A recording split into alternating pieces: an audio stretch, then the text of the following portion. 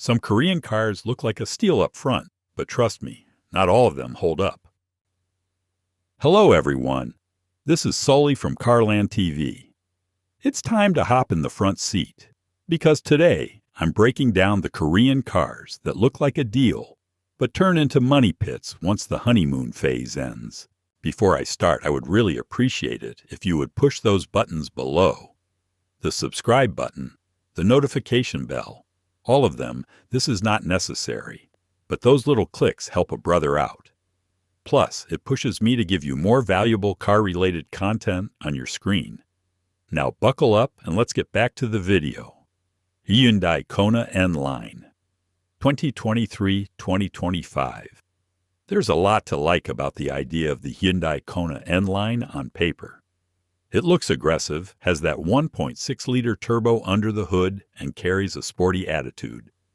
Hyundai has been pushing hard for the last few years. But man, once you start living with this thing, especially from 2023 to 2025, you start seeing where it falls apart. I spent a few days with one that had just crossed 1,000 miles, and the dual-clutch transmission was already throwing tantrums.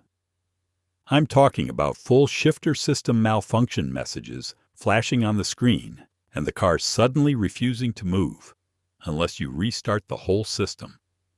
It's not just a one-off issue either. A lot of folks have posted about the DCT failing out of nowhere sometimes in the middle of a turn or acceleration. That's a deal breaker for any family or daily use. Now the tires look good. Pirelli P0s on 19-inch wheels are awesome, but they wear down like butter on hot pavement. One guy I talked to had to replace his fronts before even hitting 6,000 miles.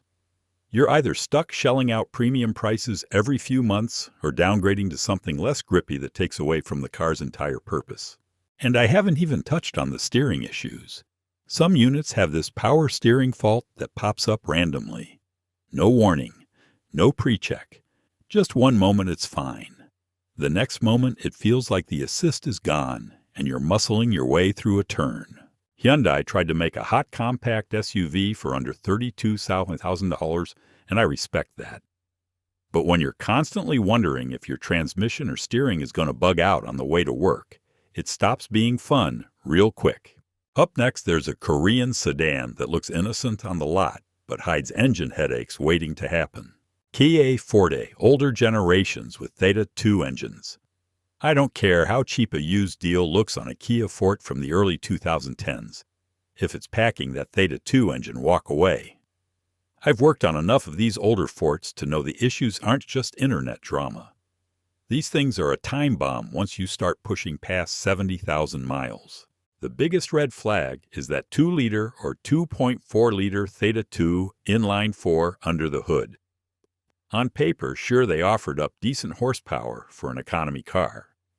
However, internally, they had serious problems with metal debris from the factory machining process. We're talking engine block shavings getting into the oil passages and starving the top end. Once that happens, you're either spinning a bearing or completely seizing the engine. The worst part, you won't always get a clear warning. The oil pressure light might flicker once, and the next thing you know, you'll hear a rod knock, or worse, you'll coast to the shoulder with a seized motor. These issues were so widespread, Hyundai and Kia got dragged into multiple class action lawsuits. That's how bad it got. If you want numbers, check recall campaigns around the 2011 to 2014 models. They go deep.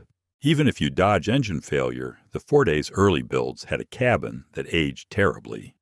Thin seat padding, cheap plastic trims that faded in sun exposure, and infotainment systems that lagged harder than a decade-old phone. I've seen door seals peel and dashboards crack under moderate heat. They were budget-built, and it showed fast once you crossed the 5-year mark. At around 7 pairs to 10 kV on the used market today, you might think you're getting a reliable commuter. But once you factor in a full engine replacement or even top-end rebuild, you're already upside down. Don't let the low miles or clean Carfax fool you. That Theta 2 motor has burned more than just oil over the years. Now, if you think that's bad, wait until you hear what's been going on under the hood of a Korean car that has never quite lived up to its refined looks. KIA Optima 2011 to 2015. If someone offered me a 2011 to 2015 Kia Optima with that Theta 2 engine, I'd pass no matter how clean or low mile it looked. I've seen too many of these roll into shops with catastrophic engine failures that weren't even caused by abuse. These mid-size sedans, especially the ones with a 2.4-liter GDI engine, were built during a time when Kia was chasing looks and value without quite dialing in long-term reliability. Let's get to the heart of the issue. That naturally aspirated 2.4-liter inline-4 from the Theta 2 family was notorious for serious engine problems. We're talking about poor oil flow caused by leftover metal debris from the engine manufacturing process. Combine that with direct injection, and you have carbon buildup oil consumption, and in too many cases complete engine seizure without much warning. Once it starts knocking, you're not fixing it with a simple top-end refresh. You're either in for a remanufactured block or scrapping the car entirely. The Optima's automatic transmission wasn't exactly bulletproof either. The 6-speed unit, especially in early builds, would get rough between shifts and sometimes fail altogether before the 100,000-mile mark. Add in electric issues like failing door latches and sunroof tracks that jammed or leaked, and you had a mid-size car that aged fast. At resale, you'll still find these floating around $5,000 to $8,000, and they seem like a steal. But unless it's been through a full engine recall replacement with documentation, you're probably sitting on a ticking time bomb. Hyundai Elantra 2011 to 2014. Have you ever seen a 2011 to 2014 Hyundai Elantra going for dirt cheap and thought that it might be a good commuter car? Don't. I've had hands-on experience with these, and I'm telling you, this generation of Elantra looked like a solid deal on the outside, but was quietly plagued with problems that were far costlier than folks realized. The biggest red flag is the 1.8-liter new 4-cylinder engine. It was a lightweight aluminum design meant to boost fuel economy, and sure, the EPA numbers look decent at 28 miles per gallon in the city and 38 miles per gallon on the highway.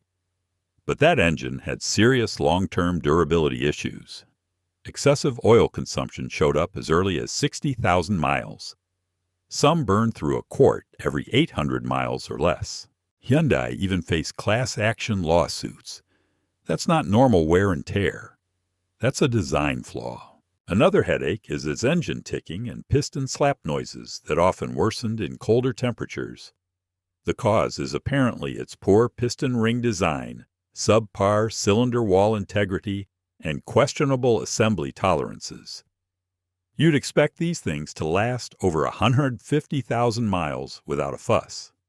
But nope, some of them barely made it past 100,000 before needing a full engine rebuild or replacement.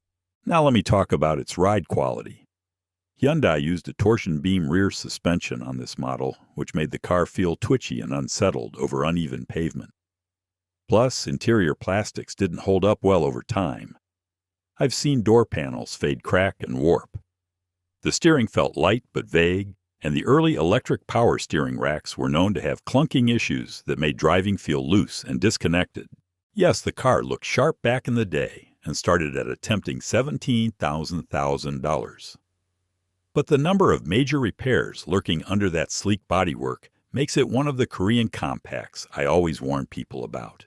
And if you think sedans like this were bad, wait until we talk about the SUV that turned off-road, looks into driveway headaches.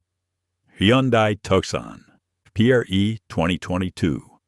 Refresh. If you're looking at a Hyundai Tucson built before the 2022 redesign, stop right there and think twice.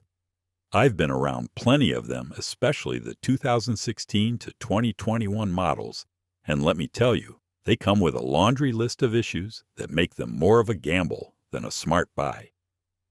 On paper, they looked like solid, compact SUVs. But under the skin is where the trouble starts. Let's start with the 2-liter and 2.4-liter Theta 2 engines. These power plants were at the center of multiple complaints of catastrophic engine failure. We're talking seized motors, knocking sounds, metal shavings in the oil, and fires in the worst cases. Some of these problems came up with as little as 60,000 miles on the odometer. Hyundai eventually had to recall thousands of units and offer extended warranties. But that doesn't make up for the stress and risk of owning one out of warranty. The dual-clutch transmission used in the 1.6-liter turbocharged version didn't help either. Sure, it shifted quickly in theory, but in real-world traffic, especially stop and go, it hesitated, jerked, and overheated. Hyundai issued software updates, but those didn't fix the clunky behavior or driver complaints of delayed acceleration. It's a frustrating experience, especially in a vehicle that's supposed to be family-friendly and reliable. Then there's the cabin. It might have looked all right at first glance, but the materials felt cheap and wore down quickly. You'd see premature wear on the seat bolsters, fading plastics, and a base infotainment system that lagged behind competitors. Space-wise, it was tight for its class, especially in the back seat and cargo area, which is disappointing when buyers expect practicality in a small SUV. Fuel economy is also underwhelming. The 2.4-liter barely managed 22 miles per gallon in the city, and the all-wheel drive versions dragged that number down further. Combine that with a soft suspension that didn't handle corners well, and you've got a ride that felt disconnected and floaty even when pushed slightly. Long story short, the pre-2022 Hyundai Tucson looks better on paper than it performs in reality. From engine headaches to outdated tech, it's a crossover that is best left on the lot. Best left on the lot.